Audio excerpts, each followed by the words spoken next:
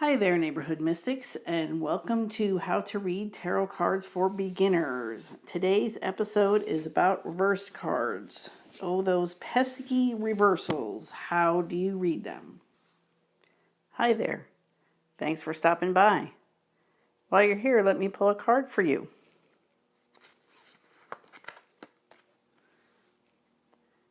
Subscribe if you'd like to learn to read your life like a psychic.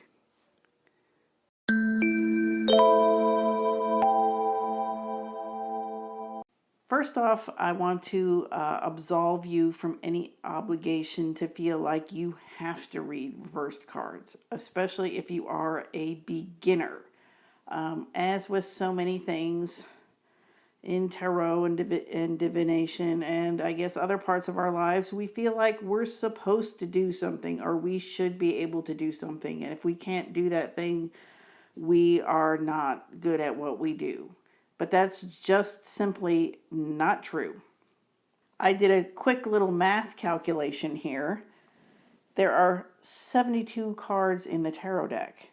If you lay out a spread of 5 cards, that means there is a possible amount of combinations of 13,991,544 different combinations that could come up in that simple 5-card spread. Do you think that's enough? Do we need to add reversals? You tell me. So like anybody who says, well, you're not a very good reader if you can't read reversals or you don't read reversals, be like, okay, like how much more do we want to add to this? That's my point.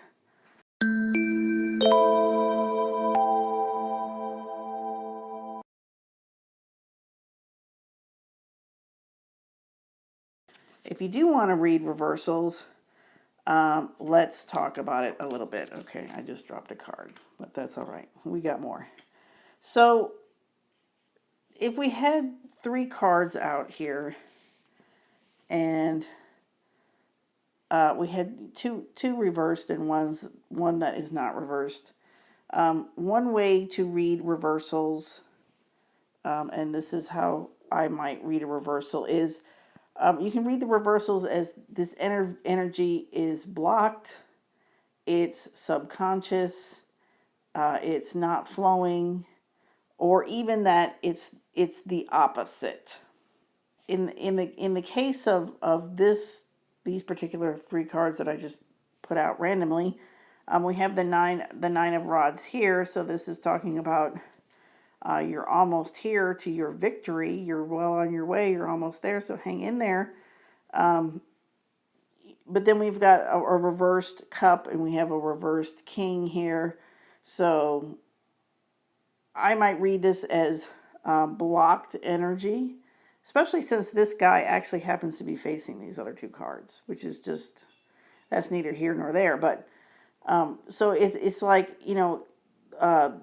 the feelings around being almost there and almost to the victory and almost gaining the mastery of the king is blocked by this person here. Where they're here at the 9 and they're almost there. It's like they don't feel like they're almost there. They don't feel like they've mastered anything, or there's something, there's some kind of subconscious thought pattern around it that's like, well, I really can't actually, master this and attain this like I want to for whatever reason. Because we all know these subconscious programming that we have. It's like, you learn from a little kid that's like, you don't want to actually achieve this because if that happens, then you might lose your friends, or that happens, you'll get sick, or your subconscious mind works in funny ways. So that's one of the ways that I do look at reversals, is that this energy is it's blocked, it's subconscious, or it can even be an opposite. You see, you say a word, and I will say the opposite. No, Ernie. Yes, Bert. You see, the opposite of no is yes. Ernie. Here are a few particular cards in particular that we can talk about reversals, and more so with the being the, like, it's the opposite kind of interpretation. So here we have the Eight of Pentacles, which upright to me is like this is the practice makes perfect. This is working really hard and making everything right and just learning skills to perfection. With it reversed, it might mean you're not willing to work hard and practice to bring your skill level up to perfection. Or it could even mean like it just depends on the spread. Once again, if it's like if you're talking about looking for a job, the person's looking for a job or something.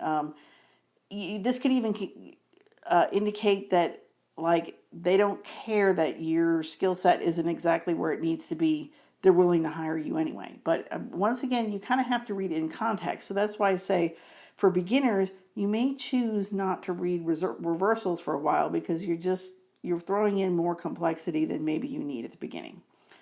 Here we have the Hangman reversed. So the Hangman upright can mean a reversal. So it's kind of like a reversal of a reversal. So it could mean like the status quo.